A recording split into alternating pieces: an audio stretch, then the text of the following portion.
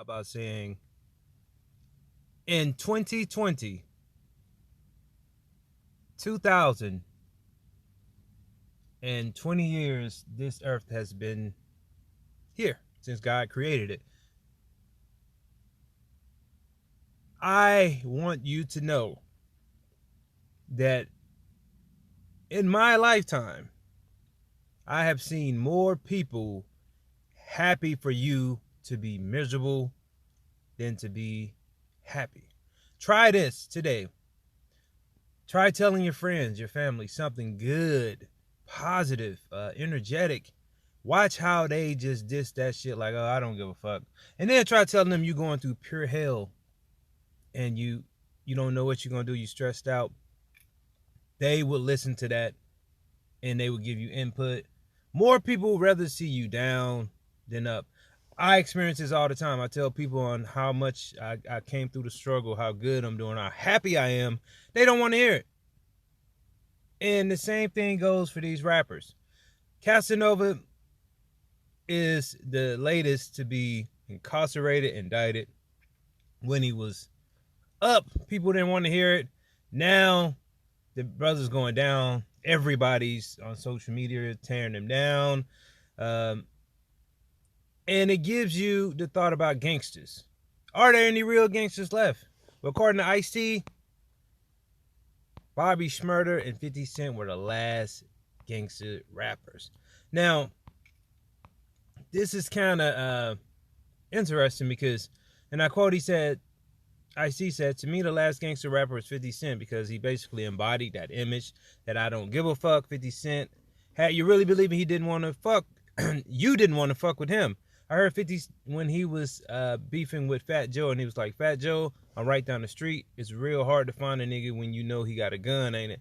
But I think 50 was the last one who did it that I believed.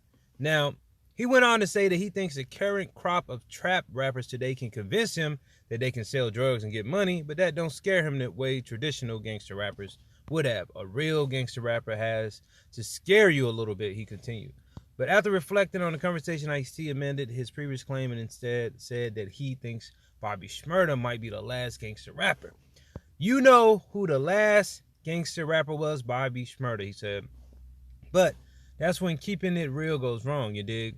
That's when them G69 boys, and you know, when I saw them, I said, these little niggas are probably the business. These little niggas look wild like that, but they were bar for bar snitching on themselves. So this is a new era of hip-hop where everybody snitches. Tekashi 6ix9ine snitched. And I already posted one of my previous videos where they had Casanova's girlfriend, best friend, already in interrogation questioned her. And she looked up at the camera like, oh, they got me. So, yeah, I mean, this is an era where we don't see the likes of Eazy-E or the likes of Tupac Shakur or Biggie Smalls or the likes even of the Game, because the Game barely makes album. And I think the Game, in my opinion, is the last of real gangster rap, because he really lives that life. Out here, he has a rep for being a blood, and you know, I don't know what he did in his other life, but I know he been pyroing since he signed with G Unit for sure.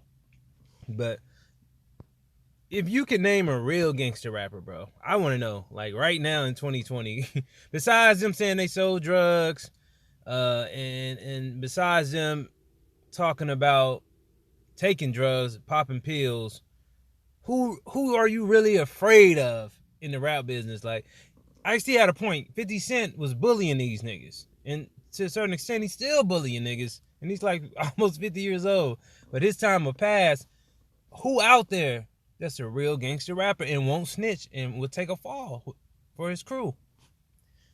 Leave your comments in the comment section. Like this video, leave your comments, share this on Instagram, YouTube, as well as Facebook. More importantly, subscribe.